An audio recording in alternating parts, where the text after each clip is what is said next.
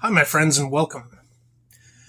My name is Mr. Smith, and today we're going to be doing some art with you all.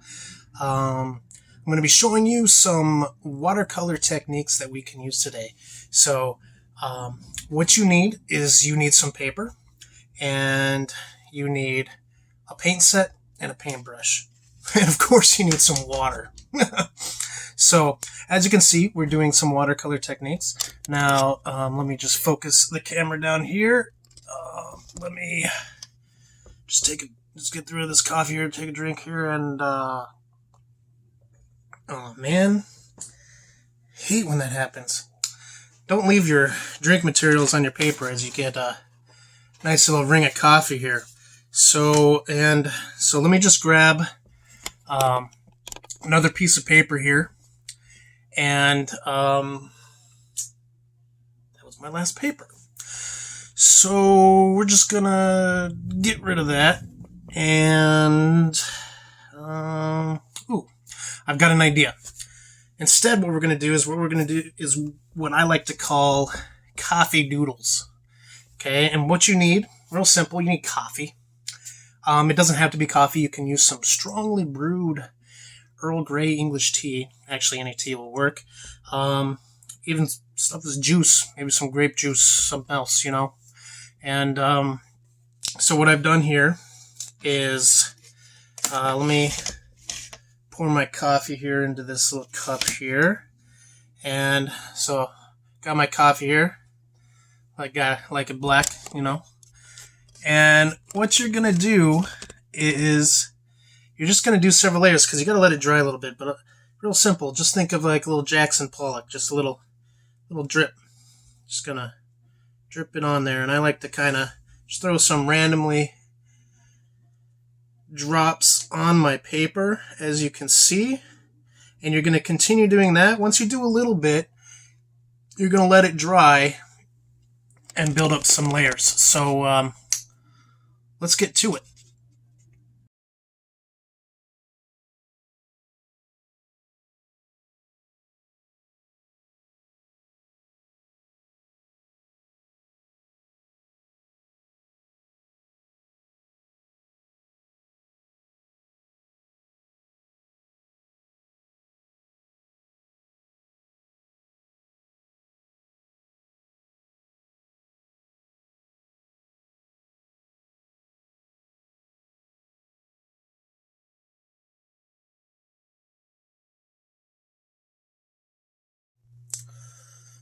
So now that you've allowed your different layers to dry, we are ready to start tracing it out.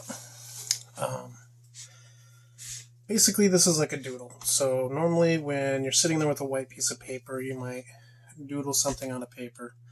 But kind of imagine, sitting outside, watching the clouds go by, and you would see different shapes, like, oh, that's a dog, that's a Statue of Liberty, that is a complex DNA chain.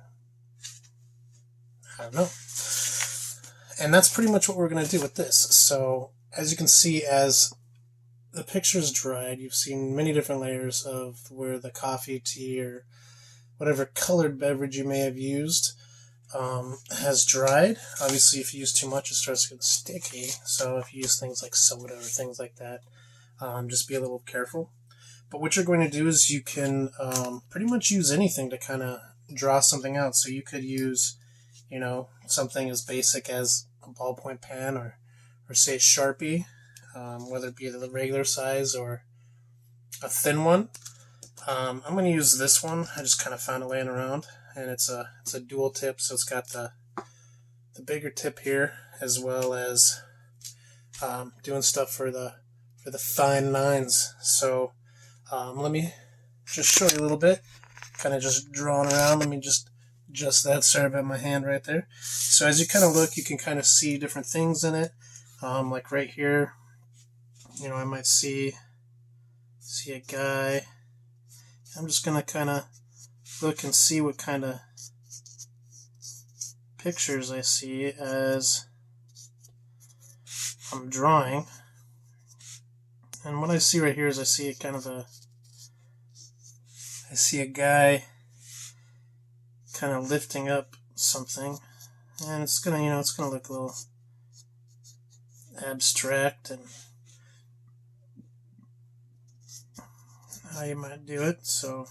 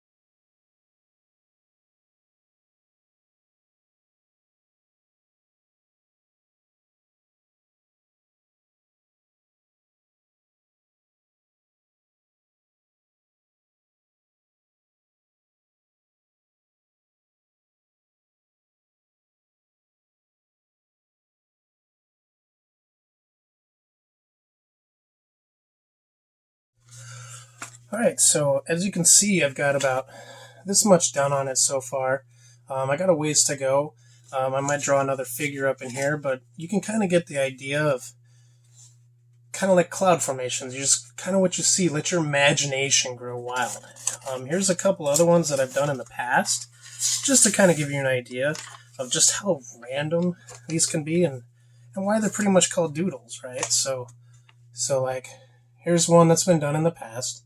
Just random things that are just kind of seen throughout the picture here. So you can kind of see that. You can kind of see kind of like what it looked like and then kind of what it became.